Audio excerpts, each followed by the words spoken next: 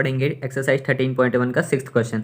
A medicine capsule is in the shape of a cylinder with 2 hemisphere stuck to each of its end. The length of the entire capsule is 14 mm and the diameter of the capsule is 5 mm। Find its surface area. मतलब कोई capsule है, जैसे आपने capsule तो देखी होगी बहुत दवाइयों की, तो क्या है, ये एक पूरी कैप्सूल है। ठीक, अब देखो यहाँ आप ध्यान से मान लो, यहाँ से इसको काट लेते हैं अलग अलग। जैसे यहाँ से कुछ काट लिया, फिर यहाँ से कुछ काट लिया, ठीक, ये मान लो ऐसे। तो ये एक हेमिस्फेयर ये दिखेगा आपको, ये एक हेमिस्फेयर दिखेगा, बाकी का पोर्शन क्या दिखेगा आपको, सिलेंडर दिखेगा, है ना। तो इस पूरे कैप्सूल की हाइट कितनी है, 14 mm, और ये जो इसका डायामीटर है हेमिस्फेयर का वो कितना है, 5 mm। ठीक, मैं आपको और अच्छे से बताता हूँ। तो क्या है, हमारी कोई कैप्सूल है, ठीक, ये लीजिए आपके 2 हेमिस्फेयर, ठीक, ये ऐसे आपकी कैप्सूल थी, है ना। मान लीजिए यहाँ से एक हेमिस्फेयर है और यहाँ से एक हेमिस्फेयर है, ये आपके हेमिस्फेयर ही हैं, है ना। बाकी का ये जो पोर्शन है वो क्या है, आपका सिलेंडर है ना। तो आपको 2 चीज़ मिल गई, एक सिलेंडर है इसमें और बाकी 2 हेमिस्फेयर है, उन दोनों से मिली है, उन दोनों से मिलके बनी है कैप्सूल आपकी। अब ये क्या है टोटल, ये तो आपका 14 mm दिया था, है ना, और ये कितना दिया था पूरा डायमीटर, 5 mm। अब आपको हेमिस्फेयर में एक चीज़ पता ही है, 5 mm। अब आपको एक चीज़ पता है जैसे कि जितना इसका रेडियस होता है उतना ही इसकी हाइट भी होती है ना। तो अगर ये पूरा डायामीटर कितना है, 5 mm, है ना, तो रेडियस कितना होगा, 5/2 होगा, जो कि 2.5 होगा, है ना।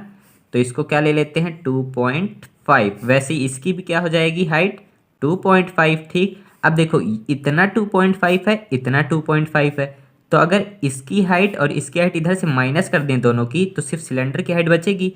तो सिलेंडर की हाइट क्या हो जाएगी,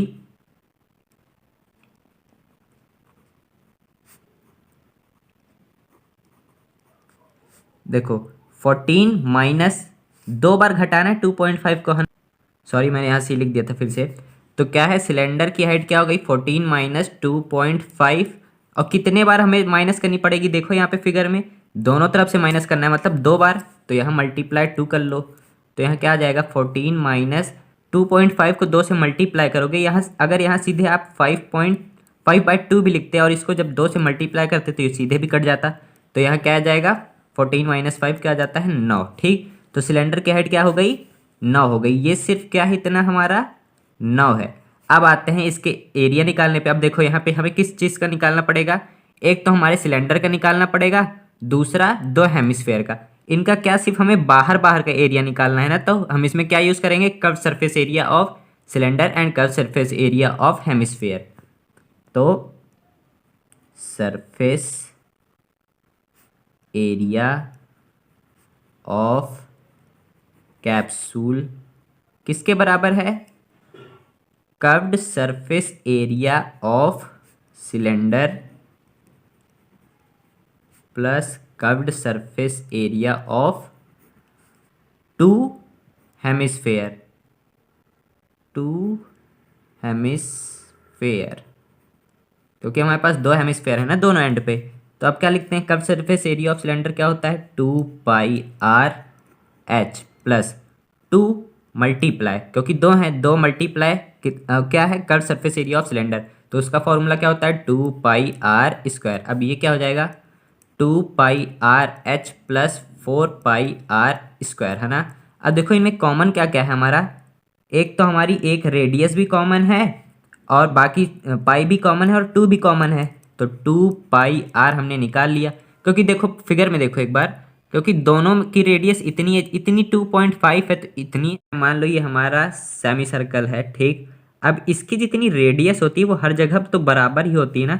वैसे ये हेमिस्फेयर में भी रेडियस हर जगह, ये भी वही 2.5, ये भी 2.5।